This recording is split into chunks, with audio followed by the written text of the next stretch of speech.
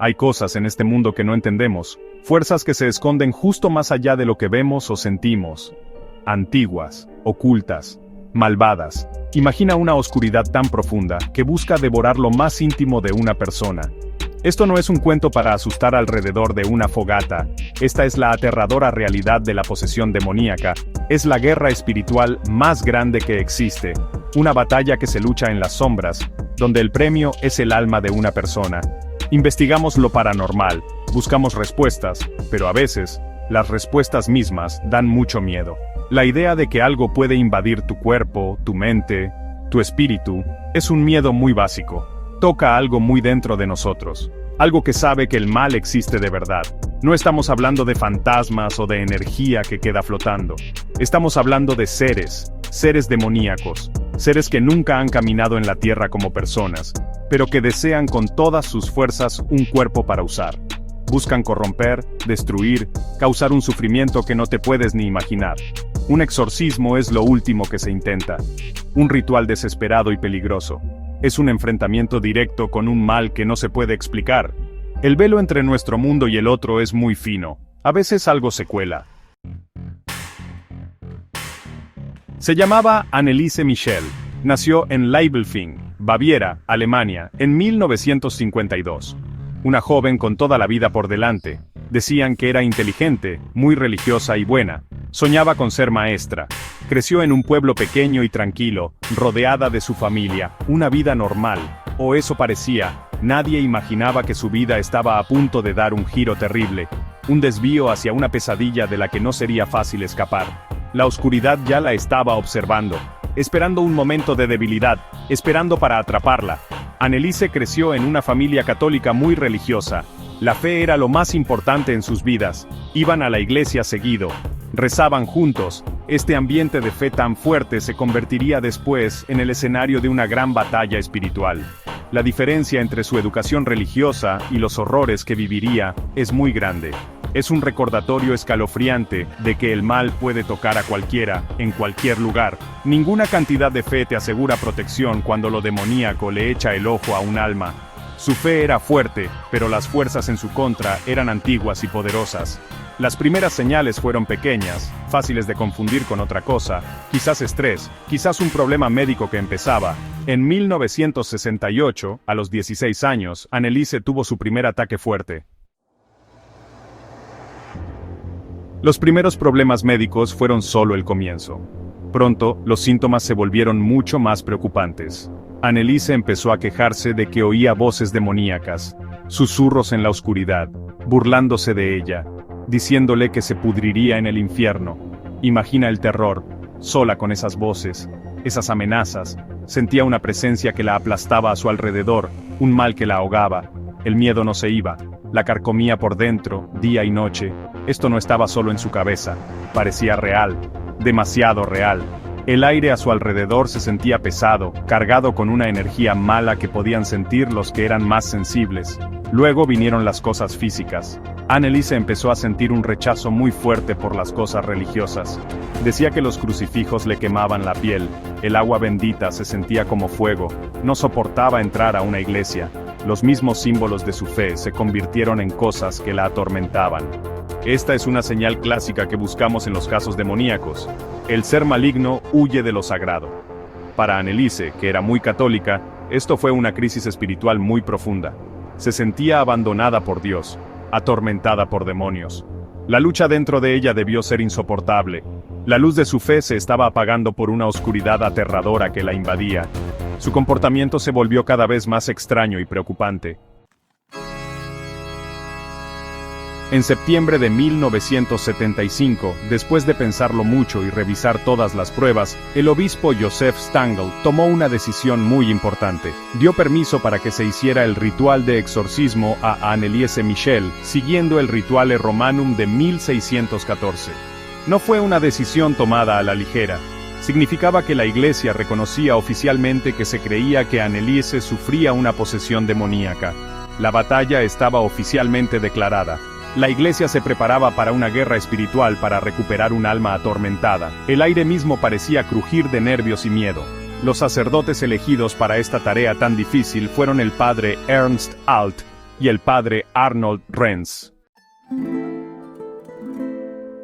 El ritual del exorcismo es antiguo y poderoso. El padre Renz y el padre Alt siguieron las reglas estrictas del Rituale Romanum, rezaban oraciones en latín, rociaban agua bendita, sostenían crucifijos delante de Anneliese. El ambiente durante estos rituales era increíblemente tenso, cargado con una presión espiritual casi insoportable. Los sacerdotes estaban allí como soldados de Dios, con voces firmes mientras ordenaban a los seres malignos que se fueran en nombre de Jesucristo. Estaban en una pelea directa, una lucha de voluntades contra fuerzas que disfrutaban con el caos y el sufrimiento. Tenían que estar totalmente concentrados. Las reacciones de Anneliese a los rituales eran violentas y horribles, o mejor dicho, las reacciones de los seres que supuestamente la poseían. Los que vieron los rituales de exorcismo contaron que había un ambiente de terror que no se puede imaginar. La familia, ya muy afectada por los años de sufrimiento de Anneliese, aguantaba estas sesiones con una mezcla de miedo y esperanza desesperada. Los sacerdotes, el padre Alt y el padre Renz, se enfrentaron directamente a las cosas demoníacas que pasaban, poniendo a prueba su fe hasta el límite.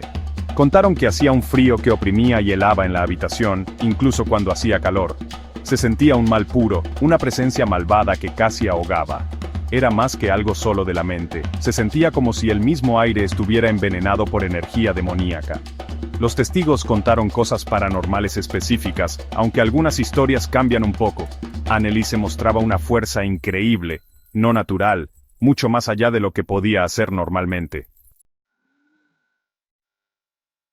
La larga y terrible batalla por el alma de Anneliese Michel tuvo un final trágico. El 1 de julio de 1976, Anneliese murió en su casa. Solo tenía 23 años.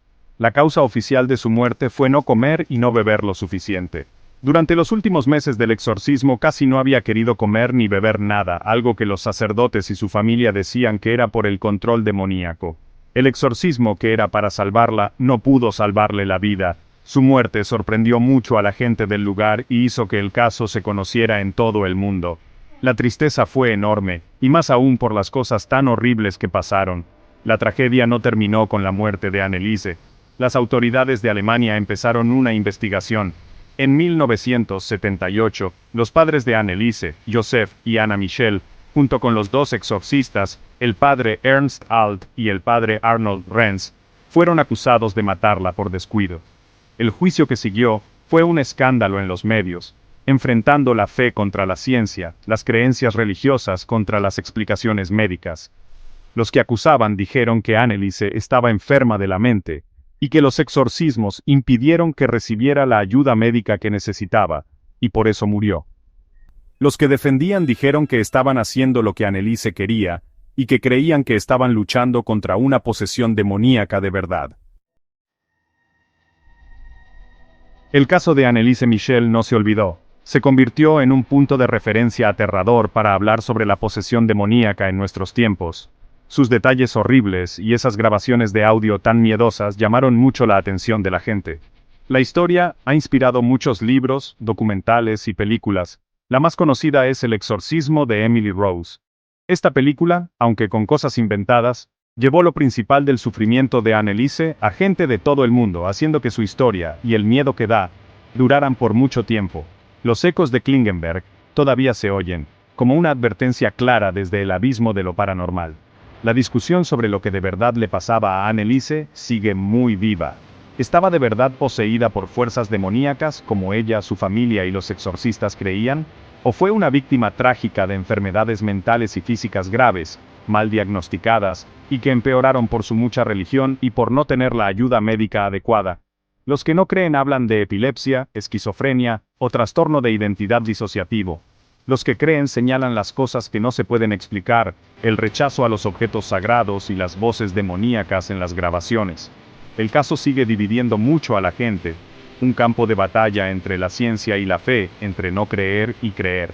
Después del caso de Anneliese Michel y el juicio que hubo, se dice que la Iglesia Católica revisó y cambió sus reglas para hacer exorcismos. Se insistió más en que se hicieran exámenes médicos y de la mente muy completos antes de autorizar un exorcismo. El caso sirvió como una advertencia, mostrando los peligros y los finales trágicos que puede haber cuando se buscan ayudas espirituales sin pensar bien en los problemas médicos reales. Pero, el misterio en el centro de lo que pasó en Klingenberg sigue vivo.